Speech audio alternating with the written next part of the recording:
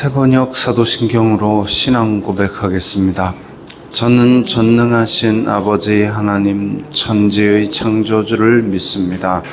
저는 그분의 유일하신 아들 우리 주 예수 그리스도를 믿습니다. 그분은 성령으로 잉태되어 동정녀 마리아에게서 나시고 본디오 빌라도에게 고난을 받아 십자가에 못 박혀 죽으시고 장사된 지 사흘 만에 죽은 자 가운데서 다시 살아나셨으며 하늘에 오르시어 전능하신 아버지 하나님 우편에 앉아 계시다가 거기로부터 살아있는 자와 죽은 자를 심판하러 오십니다. 저는 성령을 믿으며 거룩한 공교회와 성도의 교제와 죄를 용서받는 것과 몸의 부활과 영생을 믿습니다. 아멘. 거룩하신 하나님 아버지 감사합니다. 간밤에도 편히 쉬게 해주시고 새벽에 기도하는 자리에 불러주시니 감사합니다. 이 시간 저희들 마음 중심으로 주님을 경외하게 하여 주시옵소서. 예수님 이름으로 기도드리옵나이다. 아멘. 찬송가 420장입니다.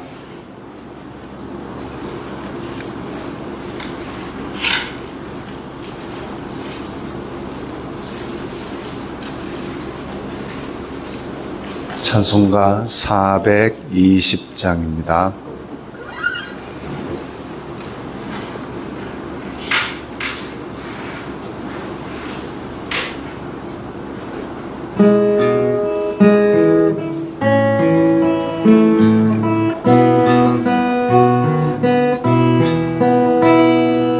너 성결케 위해 늘 기도하며 너 주 안에 있어 늘 성경 보고 온 형제들 함께 늘 사귀면서 일하기 전마다 너 기도하라. 너 성결케 위해 내 머리 숙여 저 은밀히 계신 내 주께 빌라. 주 사귀어 살며 주 닮으리니 널 보는 이마다 주 생각하리. 너 성결케 위해 주 따라가고 일 다급하여도 당황치 말고 참 즐거울 때나 또 슬플 때나 너 주님만 믿고 늘 따라가라. 너 성결케 위해 늘 기도하며 내 소원을 주께 다 맡기어라. 너 성령을 받아 주 섬겨 살면 저 천국에 가서 더 잘 섬기리.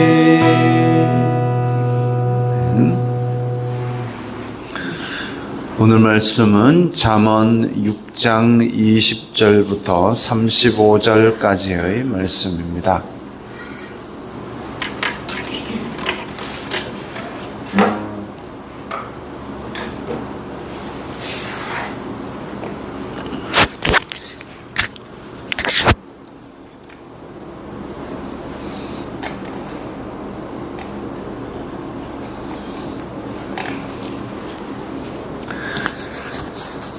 잠언 6장 20절부터 35절까지의 말씀 함께 읽겠습니다. 내 아들아, 내 아비의 명령을 지키며 내 어미의 법을 떠나지 말고 그것을 항상 내 마음에 새기며 내 목에 매라. 그것이 내가 다닐 때에 너를 인도하며 내가 잘 때에 너를 보호하며 내가 깰 때에 너와 더불어 말하리니 대저 명령은 등불이요 법은 빛이요 훈계의 책망은 곧 생명의 길이라. 이것이 너를 지켜 악한 여인에게 이방 여인의 혀로 호리는 말에 빠지지 않게 하리라. 내 마음에 그의 아름다움을 탐하지 말며 그 눈꺼풀에 홀리지 말라. 음료로 말미암아 사람이 한 조각 떡만 남게 됨이며 음란한 여인은 귀한 생명을 사냥함이니라. 사람이 불을 품에 품고서야 어찌 그의 옷이 타지 아니하겠으며 사람이 숯불을 밟고서야 어찌 그의 발이 되지 아니하겠느냐. 남의 아내와 통간하는 자도 이와 같을 것이라. 그를 만지는 자마다 벌을 면하지 못하리라. 도둑이 만일 줄일 때에 배를 채우려고 도둑질하면 사람이 그를 멸시하지는 아니하려니와 들키면 7배를 갚아야 하리니 심지어 자기 집에 있는 것을 다 내주게 되리라. 여인과 간음하는 자는 무지한 자라. 이것을 행하는 자는 자기의 영혼을 망하게 하며 상함과 능욕을 받고 부끄러움을 씻을 수 없게 되나니 남편이 투기로 분노하여 원수 갚는 날에 용서하지 아니하고 없던 보상도 받지 아니하며 많은 선물을 줄지라도 듣지 아니하리라. 아멘. 이 부모의 명령과 법은 사람을 지켜주며 음행을 멀리하게 합니다. 내 아비의 명령을 지키며 내 어미의 법을 떠나지 말라. 근데 이제 이 잠언이 기록될 당시에 믿음의 가정에서는 아버지와 어머니가 곧 하나님의 말씀을, 율법을 가르치는 그런 역할을 했습니다. 하나님께서 시내산에서 법을 주신 이후에 너는 부지런히 자녀에게 그것을 외워 들려주고 가르치라 그랬습니다. 나갈 때든지 들어올 때든지 앉으나 서나 어쨌든 애들 붙들고 하나님의 법을 계속 들려주고 가르치고, 그 법은 결국은 너를 인도하며 잘 때에 너를 보호하며 깰 때에 더불어 말한다. 그러니까 앉으나 서나 자나 깨나 보호해 주는 것이다 이거죠. 신경질 나고 노이로제 걸려 죽으라는 잔소리가 아니라 그것은 나를 보호하는 갑옷이 되는 것이고 길을 지켜서 똑바로 행하고 넘어지지 않게 해주는 길이 됩니다. 잘 때에 보호하며 깰 때에 더불어 말한다. 잘 때는 뭘 보호합니까? 잘 때에라도 우리의 생각이 마음속에 죄를 짓고 싶어하는 마음이 가득하면 꿈자리도 이상합니다. 꿈에서라도 그래서 믿음의 선배들은 꿈에서라도 범죄하지 말게 하옵시며 그걸 기도했습니다. 잘 때에 기도할 때에 오늘 하루 잘 보내게 해주셔서 감사합니다. 꿈에서라도 범죄하지 말게 하시고 푹 쉬고 힘을 얻어서 내일 다시 하나님의 뜻을 힘차게 행하게 하옵소서. 그거 기도로 하루를 마치면 이게 잘 때라도 하나님을 만나는 꿈을 꾸든지 하여튼 꿈자리도 그렇게 경건과 그리고 기쁨의 영혼이 살아나는 그런 걸 하는데, 이게 꿈자리도 꿈에 겉으로 의식이 있을 때 죄 못 짓던 것을 이제 잘 때에 그걸 죄 짓고 돌아다니면 이게 마음속에는 죄 짓고 싶어하는 욕구가 그냥 꾸불텅꾸불텅 하다라는 거죠. 그렇게 하지 말고 이 명령을 지키고 법을 떠나지 말고 마음속에 이 법을 지켜야 된다고 내 스스로 계속 생각을 하게 되면 다닐 때에도 인도하고 잘 때에도 우리의 영혼을 지켜줍니다. 마음 중심이 떠나지 않는다는 거죠. 24절부터 보면 이것이 너를 지켜 악한 여인에게 이방 여인의 혀로 홀리는 말에 빠지지 않게 하리라. 이 악한 여인들, 이방 여인들 이러면 우리가 대표적으로 생각할 수 있는 것이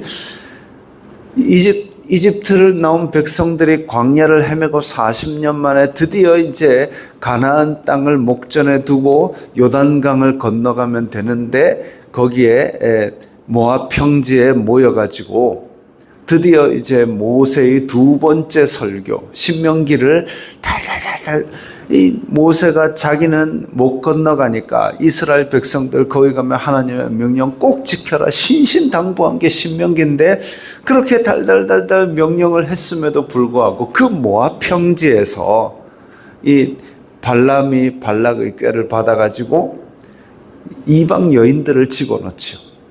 그래가지고 우리와 함께 축제를 하자 해가지고 난잡한 짓들을 하다가 이 요단강을 건너만 가면 40년 동안 그렇게 바라던 약속의 땅인데도 불구하고 그 앞에서 그렇게 죄를 지어가지고 심판을 당하는 그런 불쌍한 일들도 있었습니다. 이 대표적인 24절의 악한 여인, 이방 여인의 혀로 홀리는 말, 이게 바로 그런 거죠. 그 40년 동안 바래왔던 일이 하루아침에 그냥 물거품이 될 수도 있는 겁니다. 25절에 내 마음에 그의 아름다움을 탐하지 말며 그 눈꺼풀에 홀리지 말라. 결국은 내 눈이 바라보는 이 육신의 정욕, 안목의 정욕 이런 것 때문에 자기 인생을 버리게 되는 겁니다. 그런 사람의 대표 주제가 삼손 아닙니까? 삼손. 하나님께서 주신 사사라는 직분, 나면서부터 구별된 나실인의 삶을 살았으면서도 그 넘치는 힘을 주체를 못해가지고 정신 못 차리고 있다가 결국은 이방 여인에게 악한 여인의 혀로 홀리는 말에 빠져가지고 그래서 그 블레셋의 사주를 받아가지고 힘의 근원이 무엇이냐 그거 캐내려가니까 그 이방 여인의 품에 누워가지고 자기의 힘의 근원을 하나가 지금으로 치면 군사 비밀 가장 비밀 핵심적인 무기의 그 비법을 얘기하는 바람에 그야말로 눈이 뽑히고 머리가 다 깎여가지고 연자맷돌이나 돌리는 신세가 됐다가 비참하게 죽어간 그게 삼손입니다. 아름다움을 탐하며 눈꺼풀에 홀리지 말라. 세상에 아름다운 여인이 계속 태어납니다. 계속 태어날 수밖에 없습니다. 그런데 그거를 탐하고 있다 그럼 끝없이 그야말로 바닷물을 들이키는 그런 상황이 되는 거죠. 그래서 그런 욕심을 따라가는 삶은 허무한 삶입니다. 음료로 말미암아 사람이 한 조각 떡만 남게 되며 귀한 생명을 사냥합니다. 그래서 이런 악한 여인이나 이방 여인의 혀로 홀리는 말에 빠지게 되면 한 조각 떡만 남는다라는 얘기는 그것을 그 분노로 인한 송사를 달래기 위해서 이것저것 다 갖다 바치게 되면 결국은 한 조각 떡 그거라도 남으면 다행이죠. 그야말로 아무것도 안 남고 다 털려버린다는 겁니다. 귀한 생명을 사냥함이라. 결국은 모압 평지에서의 이스라엘 자손들처럼 또 삼손처럼 이 영혼까지도 영혼의 생명까지도 다 털려버리게 되는 거죠. 뭐를 따라가다가 아름다움을 탐하는 육신의 정욕을 탐하다가 그렇게 완전히 다 털리게 된다는 겁니다. 생명까지도 털리게 된다. 사람이 불을 품에 품고서야 어찌 옷이 타지 아니하겠으며, 우리 숯불을 끌어안고 있으면 당연히 와다닥 다 타지요. 그걸 끌어안는 건 어리석은 일입니다. 근데 이 악한 여인에게 빠지는 것이 불을 품에 품는 그런 어리석은 일이라는 얘기죠. 사람이 숯불을 밟고서야 어찌 발이 되지 아니하겠느냐. 똑같은 비유이죠. 강조하는 겁니다. 모압 평지에서의 이스라엘 자손들, 삼손, 그 외에도 악한 여인에게, 이방 여인에게 홀림을 받았던, 아름다움을 탐했던, 육신의 정욕을 따라갔던 많은 사람들이 넘어졌습니다. 그건 에덴에서 하와가 그 선악을 알게 하는 열매를 보았을 때 지혜롭게 할 만큼 탐스럽기도 하고 보암직도 하고 먹음직스럽기도 하고, 그 머릿속에서 그게 그냥 계속 떠나지 않고 욕심이 부글부글 끓어오르더니 결국은 욕심이 잉태해 죄를 낳은 거죠. 자, 그런 것이 그걸 품에 품고 있으니까 다닥다닥 타는데도 모르고 그냥 소금물을 들이킨 겁니다. 29절에 남의 아내와 통간하는 자도 이와 같을 것이라. 만지면 벌을 면하지 못하리라. 자, 일부러가 아니면 죄를 짓기 어려운 게 있습니다. 사기를 우연히 짓고 실수로 사기치는 사람 없습니다. 사기는 일부러 하는 겁니다. 왜? 다른 사람을 속여서 내가 그로부터 금전적인 이익을 취하려면 머리를 잘 써가지고 그 사람의 홀라당 넘어오게 해야 되는데, 그게 우연히 실수로 사기치는 사람 없습니다. 미리 작전을 짜서 의도적으로 하는 게 사기입니다. 그러니까 벌이 아주 강해야 되죠. 근데 우리나라는 아주 약합니다. 이 사기를 치게 되면 신뢰가 깨어지기 때문에, 이 사회의 기반이 흔들리기 때문에 강하게 벌을 줘야, 그래서 그걸 못하게 막아야 되는 겁니다. 우연히, 그러니까 일부러 아주 계획적으로 하지 않으면 죄가 성립되기 어려운 죄가 사기죄입니다. 그것처럼 우연히 실수로 간음죄를 짓는 사람은 없습니다. 일부러가 아니면 되게 어려운 죄지요. 그렇기 때문에 의지적으로 그걸 피하기 위해서 애를 써야 되고, 의지적으로 안 해야 된다. 우리 스키 선수들한테 야, 나무 때려 박으면 안 된다. 이거 백날 가르치는 것이 의미가 없답니다. 나무 박으면 안 된다. 그게 아니라 길을 따라가라. 이렇게 가르쳐야 된답니다. 마찬가지로 이방 여자의 아름다움을 탐하지 말라 아니고 하나님의 법을 따라가라. 하나님을 섬겨라. 이렇게 가르쳐야 되는 거죠. 그래서 아비의 명령과 어미의 법이 그런 길을 가르치는 등불 역할을 한다고 23절에 나오고 있죠. 그렇게 벌을 면하지 못하는 일부러 짓는 죄, 이걸 피해야 되는 거고, 그래서 이런 것들이 마음에 들어와서 마음 중심에 자리 잡고 부글부글 끓어오르지 않게 만드는 것이 하나님의 교훈입니다. 30절에 도둑이 만일 줄일 때에 배를 채우려고 도둑질하면 사람이 그를 멸시하지는 아니하려니와. 도둑질을 하면, 사실 도둑질이라는 것도 참 벌을 받는, 인류에 있어서 아주 오래된 죄지요. 전통이 깊은 죄입니다. 그럼에도 불구하고 배가 고파서 그걸 훔치러 왔다라는 사람을 우리는 불쌍히 여깁니다. 제가 지금도 기억나는 거는 그 6.25 때 6.25 참전 용사인데 생활비가 없어가지고 슈퍼에서 반찬 훔치다가 걸린 할아버지가 있었습니다. 그 정말 나라를 지키기 위해서 그렇게 애썼던 사람이 그 비참한 지경까지 가게 만드는 건 이 사회가 문제가 있는 거죠. 그 6.25 때 그 쳐내려 오는 그 군인들을 맞서 싸우고자 어린 나이에 전장에 가가지고 그렇게 고생을 했는데 나라에서 그걸 책임을 못 져가지고 숙부에서 반찬을 훔친다. 이건 우리나라가 큰 죄를 짓는 겁니다. 은혜를 모르는 거죠.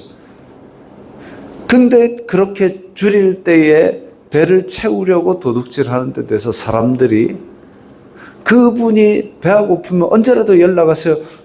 식량을 대드리겠습니다. 이런 얘기가 나올 정도로 그렇게 이야기가 되었습니다. 줄일 때에 배를 채우려고 도둑질하는 것은 불쌍히 여김이라도 받지만 이 지금 통간하는 자 이런 자들에 대해서는 이 참 불쌍히 여김도 못 받는 거죠. 그럼 훔치다가 배를 채우려고 훔치다가 걸린 사람 벌이 없느냐? 율법에서는 최고 5배까지 보상하라고 되어 있습니다. 근데 31절에 보니까 이 통관하면은 들키면 7배를 갚아야 하리라. 이 율법에 정해진 7배가 아니라 7이라는 수는 완전수입니다. 완전히 모든 책임이 다 그 죄 짓는 사람에게 고스란히 돌아간다는 겁니다. 심지어 자기 집에 있는 걸 다 내주게 되리라. 자기 집에 있는 걸 다 내줘도 만족하겠습니까? 아니죠. 분노가 더 끓어오르는 거죠. 여인과 간음하는 자는 무지한 자라. 이것을 행하는 자는 자기의 영혼을 망하게 하며 아까도 얘기했듯이 한 조각 떡만 남게 된다. 7배를 갚다 보니까 다 세간살이 다 내주고도 분노를 재우지 못하고 또 모압 평지에서처럼 영혼을 망하게 하는 지경에 이릅니다. 하나님을 경외하지 아니하면 악에 빠질 수밖에 없고 악에 빠지게 되면 결국은 세상이 주는 육신의 정욕, 안목의 정욕, 이생의 자랑을 따라 사는데 그거는 바닷물을 들이키는 것처럼 결국 더 목마르게 해서 내 영혼을 더 큰 죄에 빠지게 만드는 겁니다. 상함과 능욕을 받고 부끄러움을 씻을 수 없게 되나니 남편이 투기로 분노하여 원수 갚는 날에 용서하지 아니하고 어떤 보상도 받지 아니하고 많은 선물을 줄지라도 듣지 아니하리라.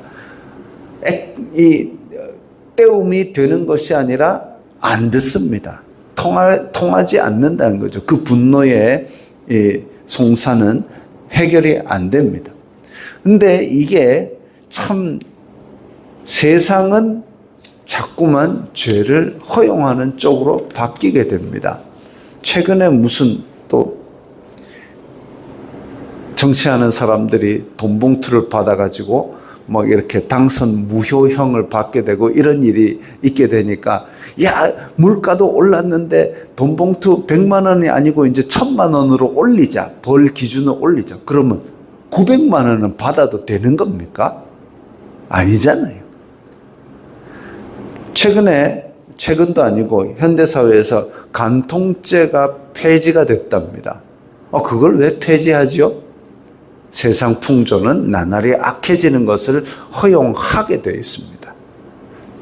그래서 우리는 세상 풍조를 따라가면서 우리의 도덕적인 기준을 자꾸 완화하면 안 되고 성경이 말하는 그 기준을 그대로 따라야 되는 거죠. 세상은 다 허용할지라도 우리는 성경 기준을 따라 살아야 된다.